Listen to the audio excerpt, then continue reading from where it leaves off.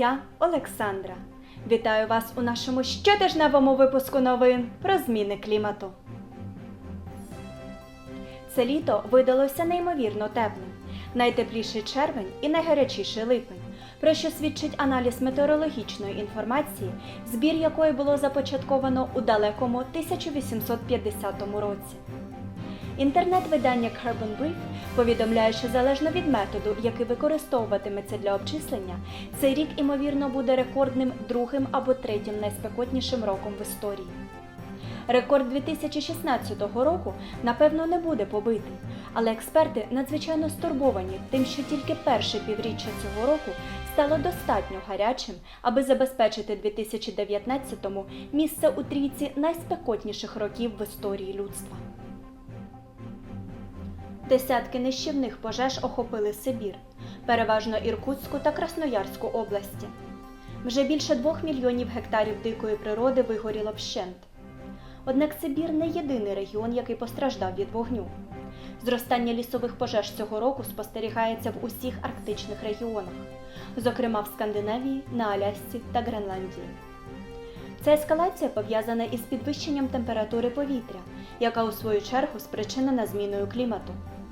Марк Перрінгтон, експерт по боротьбі з пожежами служби моніторингу атмосфери Коперніка, назвав цю ситуацію абсолютно безпрецедентною. По всьому світу спостерігається стрімке зростання викидів вуглецю від літаків. Прогнозують, що це зростання триватиме і надалі, і навіть швидшими темпами. Число пасажирів стрімко зростає, тому відставання у наданні послуг недопустиме. Саме тому підвищення ефективності пасажироперевезень або впровадження альтернативних технологій, наприклад, електричних чи біопаливних двигунів, стає вкрай складним. Викиди оксидів азоту під час польотів спричиняють у 2-3 рази більший вплив на клімат, ніж викиди СО2, адже їх конденсаційний слід залишає більше тепла в атмосфері. Авіаційна галузь ухиляється від прийняття зобов'язань щодо максимально допустимої кількості викидів та сплати податків за пальне. Крім того, при обліку викидів вуглецю в атмосферу авіаційна галузь часто просто опускається. Впровадження додаткового податку для часто літаючих пасажирів допоможе зменшити кількість рейсів на окрему особу. Через глобальне потепління тихоокеанський лосось, який нереститься у західних річках і струмках Каліфорнії, Айдахо та Орегону, знаходиться на межі вимирання. Цьому виду риби знадобиться допомога, аби пристосуватися до океанічних вод із вищою кислотністю, температурою та мінливістю сезонних течій. Водні дамби теж впливають на течії, переважно зменшуючи їх, таким чином блокуючи доступ до найпрохолодніших місць, які можуть слугувати схованкою для риби під час теплових хвиль. Зростання температури повітря більше, ніж на 2 градуси за Цельсієм внаслідок зміни клімату спричинить суттєві зміни в океанічних водах, що в результаті призведе до порушення міграційного циклу та катастрофічної втрати чисельності популяції. На вимогу кліматичних активістів Європейський інвестиційний банк розглядає введення заборони на фінансування підприємств, які займаються розробкою викопного палива. Якщо міністри фінансів ЄС схвалять проект цього стратегічного плану, то нова політика припинить фінансування нафтової, вугільної та газової інфраструктури вже до кінця 2020 року та зосередиться на фінансуванні проєктів із чистої енергетики. Нова політика ЄС спрямована на декарбонізацію європейської економіки, підтримуючи проекти з енергозбереження та відновлюваної енергетики, які відповідатимуть амбіційним зобов'язанням з енергетики та клімату.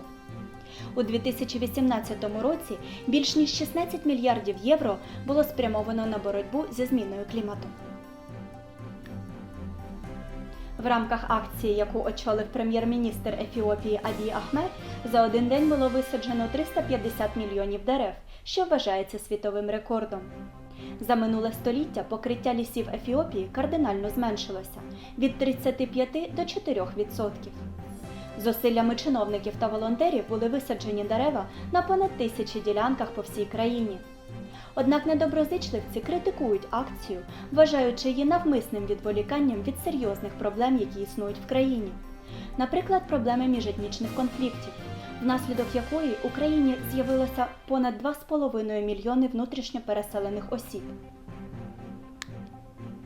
Консультація щодо моделі регульованої бази активів з приводу нових атомних проєктів уряду Великобританії дозволяє припустити, що атомна енергетика стане фундаментальною частиною енергетичної суміші, яка використовуватиметься Україні задля досягнення цілі нульових викидів вуглецю.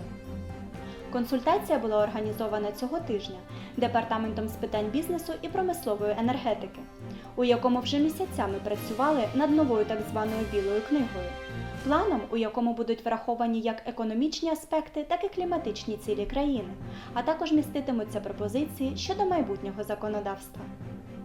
На сьогодні у мене все. З вами була Олександра. Підписуйтесь на наш канал і бережіть природу.